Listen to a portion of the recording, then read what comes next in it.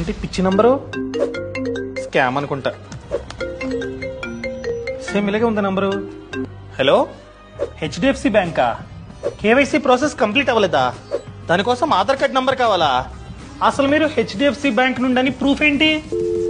Hello hello cut చేస్తాడు. ఇక నుండి స్కామర్స్ మనల్ని స్కామ్ చేయడం చాలా కష్టం. ఎందుకంటే గవర్నమెంట్ ఆఫ్ ఇండియా కొత్త రూల్ తో మన ముందుకు వస్తుంది. ఇక నుండి బ్యాంకులు, ఫైనాన్షియల్ ఇన్స్టిట్యూట్స్, అదే విధంగా ఇన్సూరెన్స్ కంపెనీలు మనకి కాల్ చేయాలంటే వాళ్ళు కాల్ చేసే నంబర్ కి స్టార్టింగ్ లో 160 అని చెప్పి క్లియర్ గా ఉండాలి. ప్రభుత్వం కూడా వీళ్ళకి 160 తో స్టార్ట్ అయ్యే నంబర్ ని మాత్రమే ఇస్తుంది.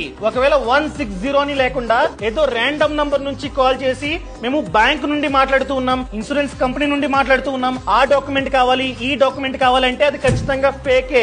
అవునా? ఎందుకంటే స్కామర్స్ కి ఎట్టి పరిస్థితుల్లోని 160 తో స్టార్ట్ అయ్యే నంబర్ రాదు, గవర్నమెంట్ ఇవ్వదన్నమాట. అర్థమైందా అండి? ఎవ్వరు కాల్ చేసినా ఓటీపీలు, డాక్యుమెంట్స్ మీరైతే షేర్ చేసుకోకండి. ఇలా జాగ్రత్తగా ఉంటే మీ డబ్బు ఆదా అవుతుంది. లేదా బ్యాంక్ అకౌంట్ లో ఎంతైతే డబ్బు ఉందో అదంతా గోవిందా. ఈ సమాచారాన్ని ప్రతి ఒక్కరికి షేర్ చేయండి.